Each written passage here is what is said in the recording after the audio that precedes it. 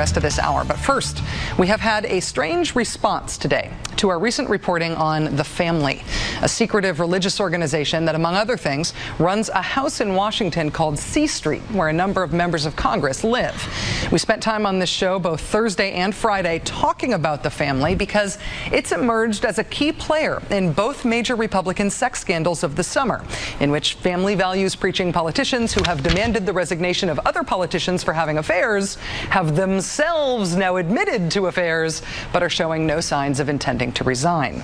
The two scandals are, of course, those of South Carolina Governor Mark Sanford and Nevada Senator John Ensign. Senator Ensign lives in the C Street house that's maintained by The Family.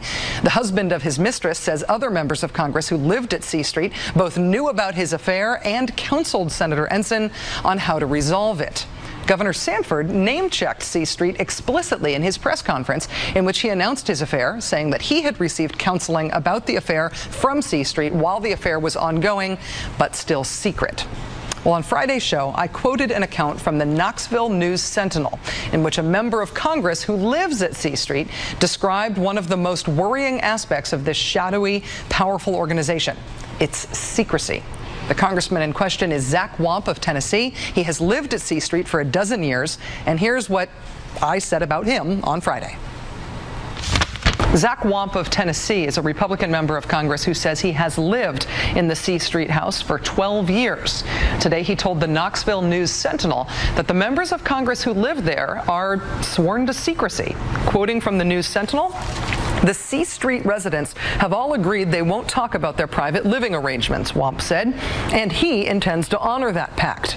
"I hate it that John Ensign lives in the house, and this happened because it opens up all of these kinds of questions," Wamp said.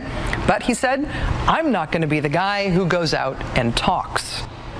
That was on this show on Friday. Today, Congressman Wamp's office contacted our office to complain about what I said, saying, quote, "This statement made by Ms. Maddow Friday night is false.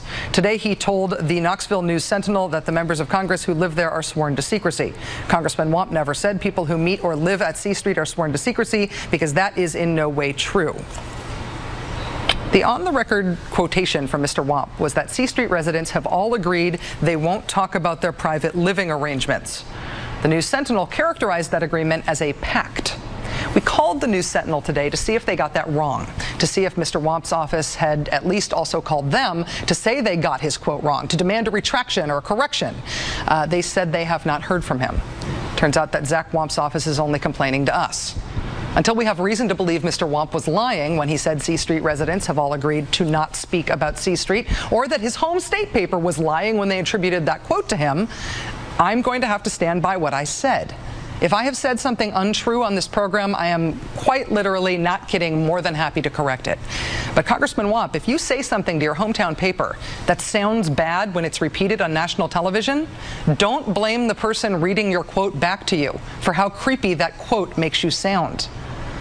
I'm tempted here to add something about bearing false witness, but I shall refrain. Barely.